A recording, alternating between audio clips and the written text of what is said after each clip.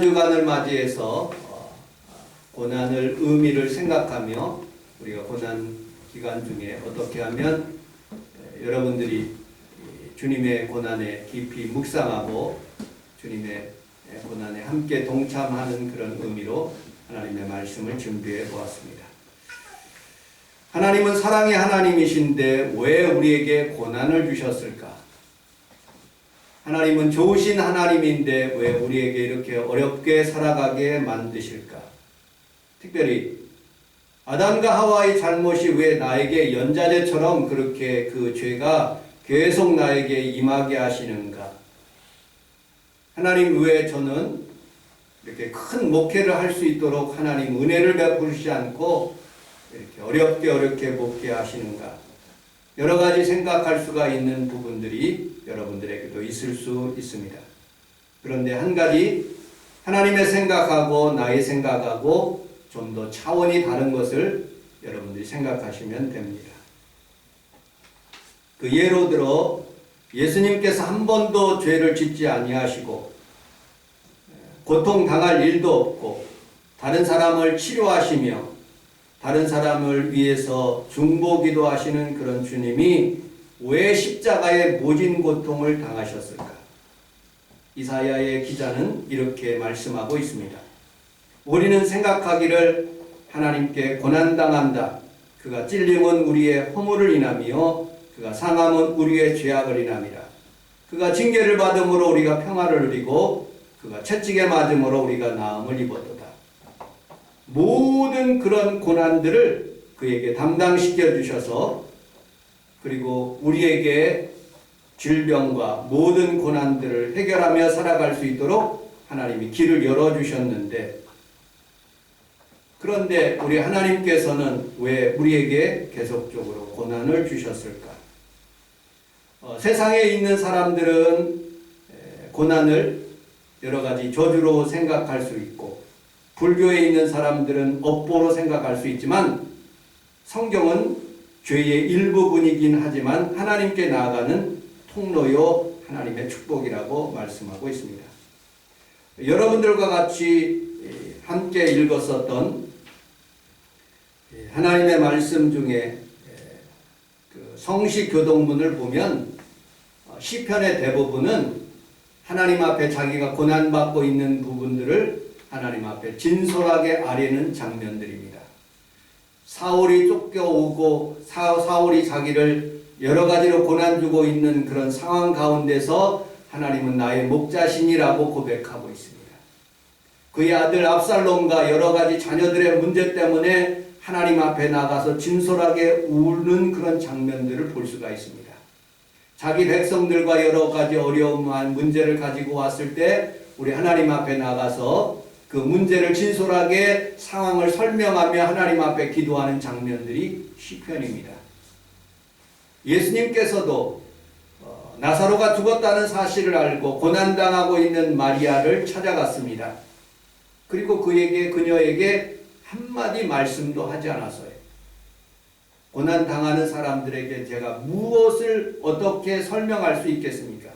예수님처럼 아무 말도 안 하시고, 그리고 예수님은 마리아를 보시면서 함께 울어주셨던 것을 바라볼 수가 있습니다. 즉 고난당하고 있었을 때 여러분 말이 필요 없는 것이죠. 예수님처럼. 그리고 함께 울어주고 슬퍼하는 자들과 함께 슬퍼하라는 그런 예수님의 영적인 의미를 우리가 볼 수가 있습니다. 요셉은 고난당했어요. 그의 형제들에게 만났을 때 이렇게 고백합니다. 당신들은 나를 팔아서 여러 가지 고난을 주었지만 하나님은 그것을 선으로 바꾸셨다라고 고백하고 있습니다. 욥의 고난도 생각해 볼 수가 있습니다. 욥의 고난을 여러 가지로 여러분들 욥의 친구들이 찾아와서 당신이 죄를 졌기 때문에 그렇다 여러 가지로 욥의 마음을 아프게 했어요. 그러나 성경을 처음부터 욥기서부터 40장의 그런 후반부 끝부분까지도 그는 그의 친구들을 위해서 계속적으로 중보하는 그런 모습이 바로 욥기서인 것입니다. 고난주간을 맞이하며 사순절 기간을 겪고 있는 성도들에게 고난은 우리에게 어떤 영적인 의미를 주고 있는가? 오늘 성경을 중심으로 함께 은혜를 나누도록 하겠습니다. 여러분들 주보 내용에 한번 고난의 종류에 대해서 함께 읽어보도록 하겠습니다. 베드로전서 2장 19절 같이 한번 읽어보도록 하겠습니다. 시작.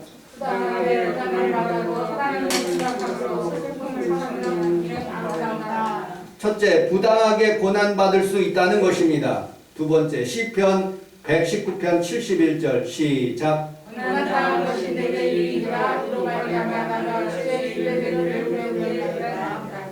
당하는 것이 내게 유익이라고 성경은 말하고 있습니다. 세 번째, 베드로전서 1장 7절을 같이 한번 읽어보겠습니다. 시작. 너희의 믿음의 확실함은 물러갔다가 해도 없어질 것보다 더 위하여 예수 그리스도께서 나타나실 때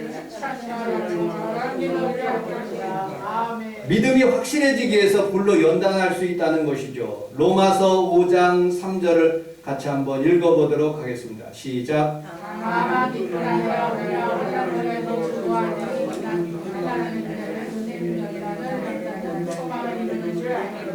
아멘. 자, 그러면 오늘 본문에 있는 말씀을 함께 읽어보도록 하겠습니다. 본문 히브리서 12장 5절로 9절까지 읽어야 되는데 5절, 6절까지만 읽어보도록 하겠습니다. 5절, 6절 시작. 또 아들들에게 권하는 것 같이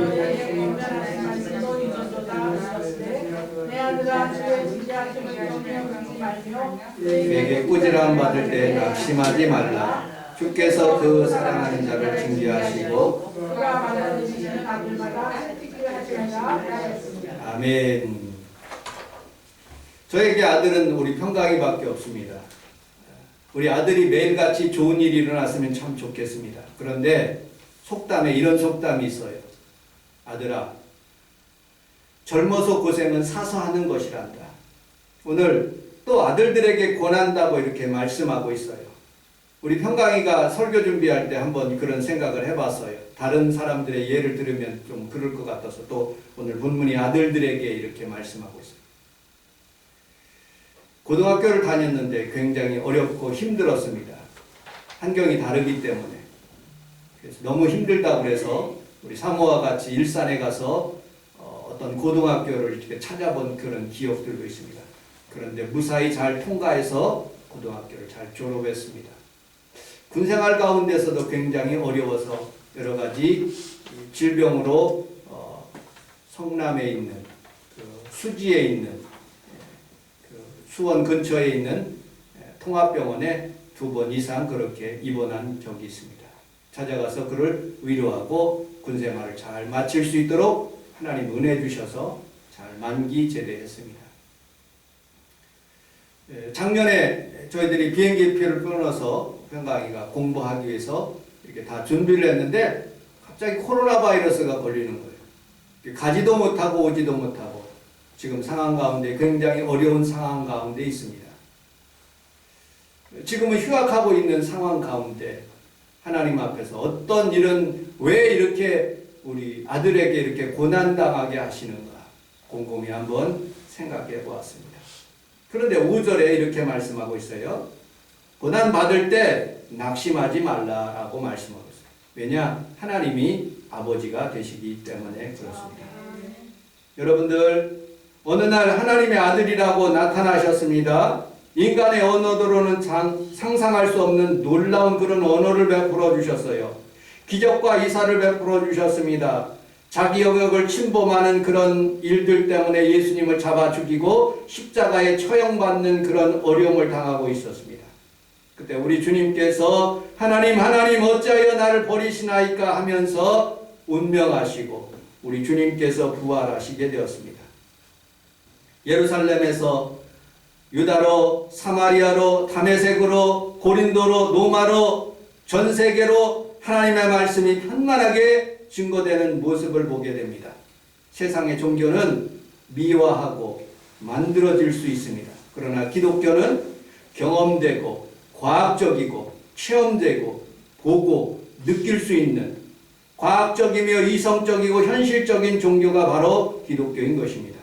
그러니까 종교 위에 어떤 종교도 따라올 수 없는 그런 놀라운 신비함과 능력과 과학이 기독교 안에 있습니다. 바위를 연구하는 사람이 있습니다. 그 바위를 연구할 때 그 바위에게 찾아갑니다. 그리고 그 바위가 어떻게 생긴 것인가 지질학자들은 그것을 잘 연구하고 조사를 합니다. 여러분들 바위가 찾아오지 않습니다. 주도권은 연구하는 지질학자에게 있는 것입니다.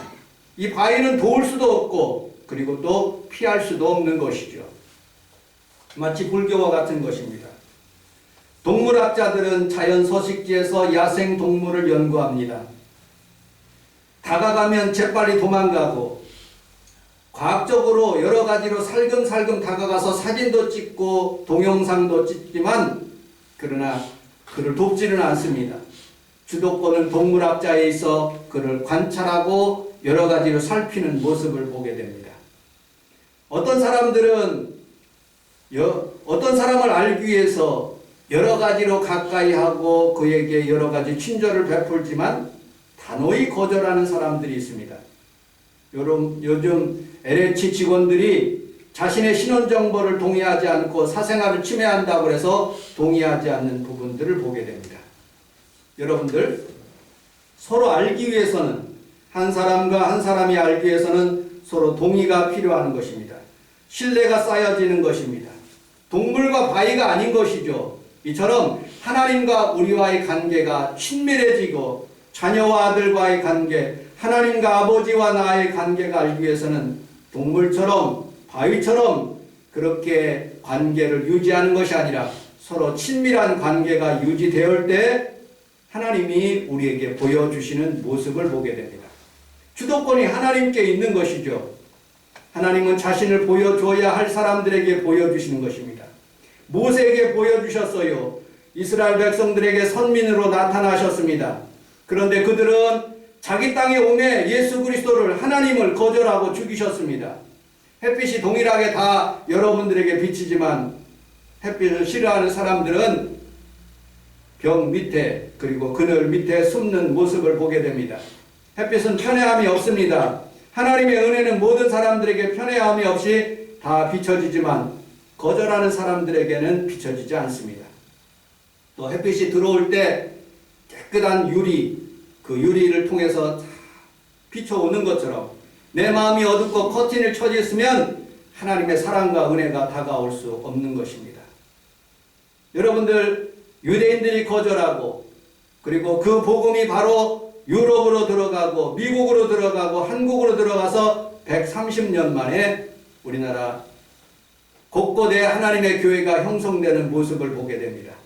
역대하 16장 16절에 보면 여러분들 주보 내용에 있는 것처럼 여호와의 눈은 온 땅을 두루 감찰하사 전심으로 자기를 향하는 자들을 위하여 능력을 베푸시나니 여호와의 눈은 온 땅을 두루 감찰하사 전심으로 자기를 향하는 자들에게 능력을 베푸신다고 성경은 말하고 있습니다. 여러분 오늘 하나님께서 여러분들에게 은혜를 베풀 때 그의 사랑과 은혜를 받아들여 하나님 앞에서 승리할 수 있는 귀한 성도들이 다 되시기를 주님의 이름으로 축복합니다. 고난 당할 때 하나님의 자녀인 것을 인식하고 늘 그분의 사랑을 힘입어 날마다 조금 더 주님 앞에 더 가까이 가서 주님의 은혜와 은택을 여러분들이 깨달을 수 있는 귀한 성도들이 다 되시기를 주님의 이름으로 축복합니다. 자, 10절을 히브리서 12장 주보 내용에 있는 10절을 같이 한번 읽어보도록 하겠습니다.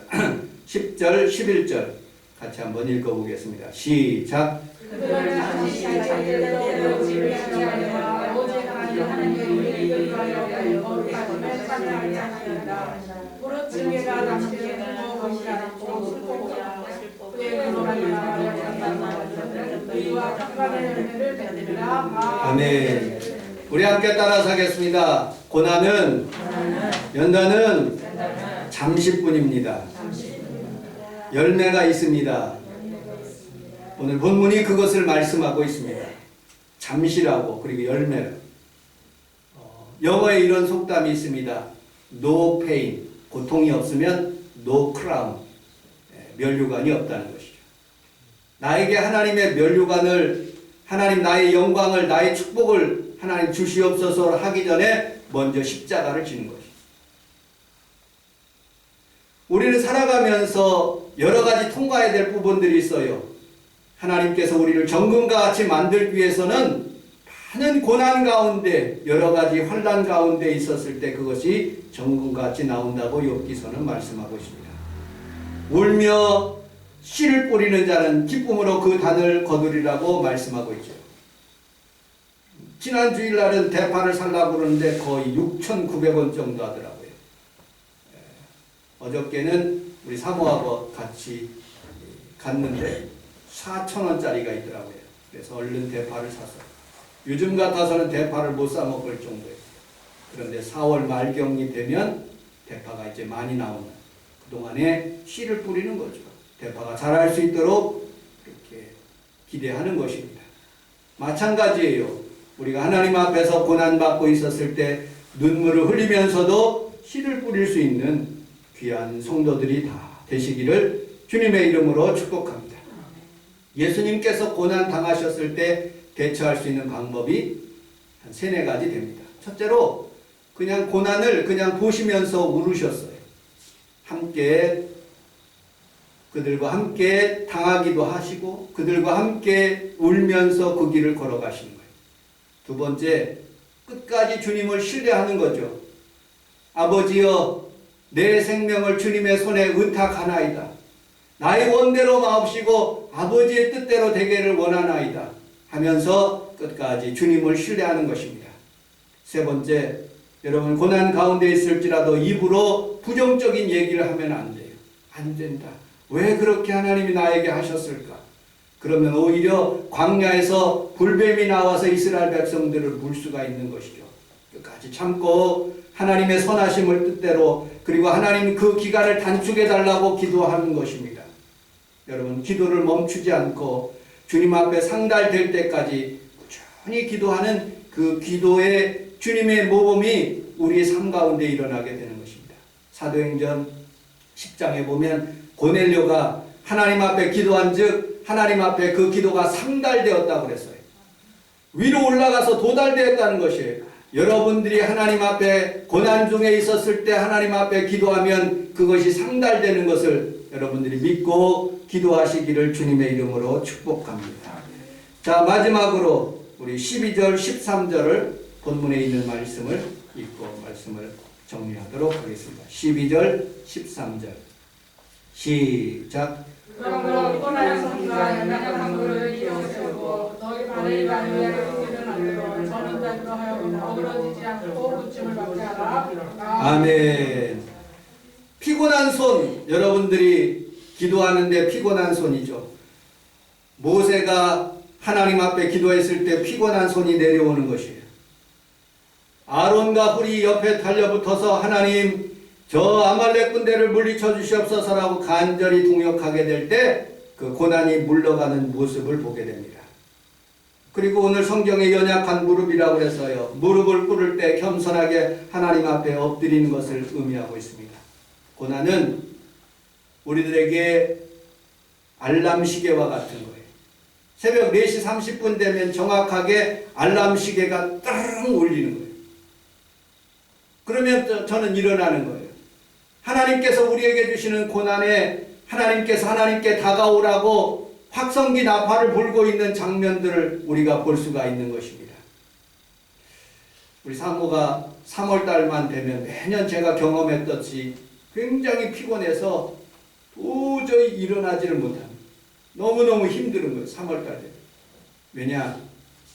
나이가 또 점점 들고 정년퇴직이 가까워지니까 이거 새벽 기도도 해야죠. 또 인천까지 가야 되죠.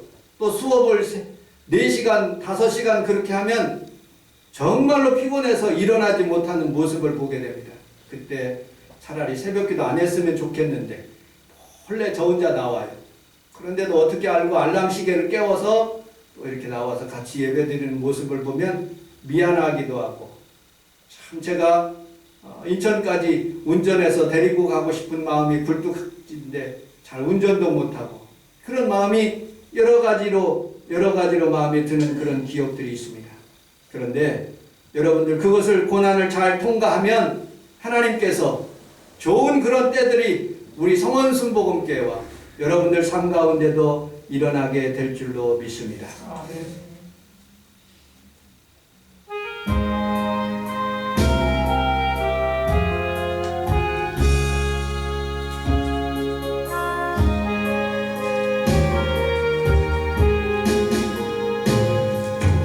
장미꽃 위에 있을 아직 맺혀 있는 그때 귀에 은은히 소리 들리니 좋은 성 분명하다 주님 나와 동행을 나를 친구 삼으셨네. 우리 서로 받은 그 기쁨 아는 사람이 귀에 은은히 주의 음성 분명히 들린다고 찬송가에 고백한 것처럼 여러분 어려움 가운데서도 주님의 소리를 분명히 듣고 여러분들 분명히 여러분들의 손을 피곤한 손을 내리지 않고 연약한 무릎을 다시 일어나서 하나님 앞에 나오는 귀한 성도들이 다 되시기를 주님의 이름으로 축복합니다. 쿠바에 2명의 스포츠 영웅이 있습니다. 남자는 높이뛰기 1인자인 소토마이어라는 사람이고 달리기 선수인 퀴봇이라는 그런 사람이 있습니다. 이 사람들 관계는 연인 사이입니다. 그런데 1993년 1월 새벽에 아파트에 불이 났습니다.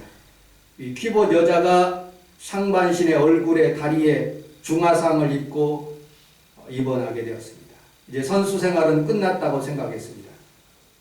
그 남자친구의 아이까지 임신했는데 유산이 되었고 그리고 치료받고 있는 중에 남자는 떠나가 버렸습니다.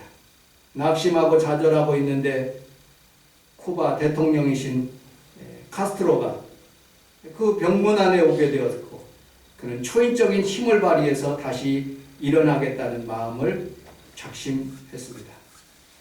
그리고 애틀란타 올림픽에 나가서 경기에 출전하게 되었습니다. 남자친구는 복병인 트로이 캠프라는 그런 사람에 의해서 2등이 되었고 이 퀴봇이라는 사람은 다시 열심히 달려서 금메달을 따게 되어서 그녀는 미녀가 아니라 마녀로서 이렇게 스포츠의 영웅이 되었다는 그런 조선일보의 글을 읽어보았습니다. 여러분들 좌절하고 있을 때 힘들어하고 있을 때 안 된다고 했을 때 유산도 되었고 그리고 자기 남자친구도 떠나갔지만 그러나 대통령 한 분이 자신을 위로했기 때문에 다시 힘을 얻어서 올림픽에 나가서 금메달을 또 따오는 모습을 보게 됩니다. 마음에 내가 꼭 이겨야 되겠다, 내가 꼭 성취해야 되겠다 그런 마음만 있어도 그렇게 잘 되는데 하나님이 도와주시면 더 얼마나 잘 되겠습니까? 하나님의 능력으로 여러분들이 다시 일어나기를 주님의 이름으로 축복합니다. PGA의 최경주 선수라는 분이 있습니다. 이 사람은 슬럼프가 굉장히 많았습니다. 그런데 그가 신앙 간증을 하면서 교회에서 간증할 때 이런 말을 했습니다. 너무 힘든 시간을 보내고 있습니다. 힘들면 현역이고 힘들지 않으면 은퇴한 사람이죠. 14번 금을 두드리면 14K가 되고 18번 두드리면 18K가 되고 24번 두드리면 순금 24K가 나옵니다. 하나님이 나를 두드려서 이렇게 위대한 PGA, LPGA 그런 경주에서 우승할 수 있도록 하나님이 은혜를 베풀어 주셨습니다라고 간증한 모습을 보게 됩니다. 결론으로 말씀드리겠습니다. 욥기서 5장 17절에 보면 인생은 고난을 위해서 났나니 불티가 위로 올라감 같이 인생은 고난을 위해서 살아간다고 성경은 말하고 있습니다. 그러나 여러분 성경에 매 순간 고난 당하고 있을 때 다니엘의 세 친구가 풀무 속에 들어갔지만 그 속에 우리 주님이 함께 동일로 거닐고 있는 그런 모습을 성경에서는 베풀고 있습니다. 여러분들이 하나님 앞에 살아가면서 여러 가지 고난 가운데 있을 때 주님과 함께 동행하면 풀무불 속이라도 여러분 타지 않고 머리털까지도 보호하시는 주님의 사랑을 느낄 수가 있는 것을 믿으시기를 주님의 이름으로 축복합니다. 3월 9일 날 지방에 정기총회를 하게 되었습니다. 김덕장 목사님을 만나게 되었어요. 김덕장 목사님이 그런 간증을 하시더라고요. 구청에서 나와서 교회를 한 달에 한 번씩 감시를 한대요. 큰 예배당에 성도들이 못 나게 하니까 몇 사람만 이렇게 나오는데, 그런데 몰래 그 산이 이렇게 있으니까 산 곳곳에서 텔레비를 보면서 교회 나와가지고 끊임없이 하나님 앞에 예배를 드렸더니 작년 한 해 결산을 해보니까 하나님께서 3억을 빚을 갚을 수 있도록 은혜를 주셨다고 그런 간증을 했습니다. 하나님 앞에 코로나지만 비록 낙담하고 좌절하고 포기하는 것이 아니라 더 주님께 가까이 가면 더 좋은 일들이 일어난다는 것을 믿고 하나님 앞에 감사한 적이 있습니다. 여러분들 삶 가운데서도 고난 가운데 있을 때 낙심하지 않고 주님을 잘 섬길 수 있는 귀한 성도들이 다 되시기를 주님의 이름으로 축복합니다. 아멘. 기도하겠습니다.